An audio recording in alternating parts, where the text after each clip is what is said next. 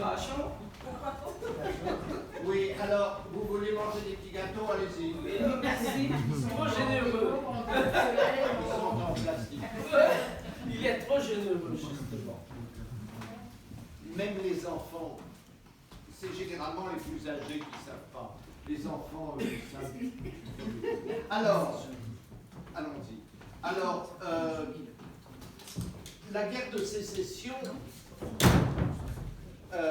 je ne sais pas si vous êtes tous un petit peu au courant de ce que c'est que la guerre de sécession, mais la guerre de sécession n'a pas été voulue par les créoles. Les créoles, n'oubliez pas, c'est des gens d'origine française ou français qui parlent français et de foi catholique. Et la guerre de sécession, en fait, c'est une guerre qui est des nordistes protestants, qui parlent anglais, bien entendu, et des sudistes qui sont, eux, également qui parlent anglais, qui sont de, je ne dirais pas d'obédience, mais qui sont proches aux Anglais, et donc qui n'ont rien à voir avec les créoles. Les créoles ici vivent dans un monde franco-français. La Nouvelle-Orléans, c'est la place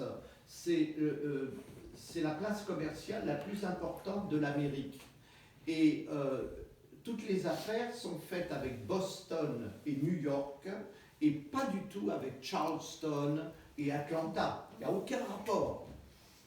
Également, les gens, les créoles donc de la basse Louisiane comprennent dès le début qu'on met en balance le Nord avec ses 22 millions d'habitants et une infrastructure industrielle contre un Sud de 8 millions d'habitants, dont 4 millions d'esclaves, sans aucune infrastructure. Et donc la bataille est perdue d'avance. Elle est tellement perdue d'avance que dès le 25 avril 1862, la Nouvelle-Orléans s'ouvre au nord, aux troupes du nord. Et Élisabeth décide dès le début de prêter allégeance au nord. Et par ce faire, en prêtant allégeance au nord et en renaturalisant sa société et sa famille, évitera à cette plantation d'être détruite pendant la guerre de sécession. Néanmoins, la guerre de sécession est une catastrophe pour le Sud. On passe pratiquement d'une économie qui vivait bien sur le sucre, sur le coton, etc., à pratiquement l'âge de pierre. C'est la catastrophe. Toutes les plantations, sur 700 plantations de canne à sucre en Louisiane, il y en aura peut-être 4 ou 5 qui resteront, dont celle-ci. Et c'est donc la catastrophe. Non seulement c'est la catastrophe, mais donc l'économie est en complète déconfiture. Et pourtant, Élisabeth, encore une fois, elle décide de ne pas laisser ses enfants, Aimé et Émile, prendre le contrôle parce qu'elle sent bien qu'ils sont incapables.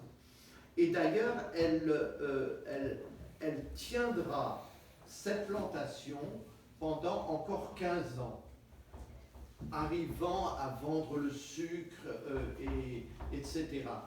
Au bout de 15 ans, Aimé et Émile la poussent à partager la plantation en deux. Et là, c'est la catastrophe. Émile est totalement incompétent et incapable. Aimé et son mari, Yvan, le forceront à leur racheter sa part. Et en 7 ans, donc jusqu'en 1879, Émile va ruiner la plantation. Et une plantation qui vaudrait, disons, l'équivalent de, disons, peut-être 100 millions de dollars, ne vaut presque plus rien. Il meurt en 1879, totalement usé. Il donne à son fils Georges, il passe les mains. Georges, en 2 ans, passe de la faillite à l'hyper-faillite, je dirais, et Laura est forcée de la lui reprendre, et elle vendra la plantation, plus toutes les maisons, hôtels particuliers de la Nouvelle-Orléans, pour la somme de $20 000.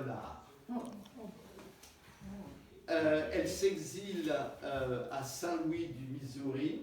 Elle épousera un Anglais, un Américain, Charles Gore, et elle ne reviendra ici qu'une fois. Et c'est ça qui est atroce, c'est de voir quelque chose qui était vraiment encore plus grand qu'Autant en emporte le vent, qui a pratiquement disparu en presque rien. Maintenant, ce qu'on va voir, c'est que tout ça, c'est bien triste, on s'attriste pour cette famille, mais en fait, on va voir à côté les esclaves et on va voir comment était leur vie. Retour du bateau.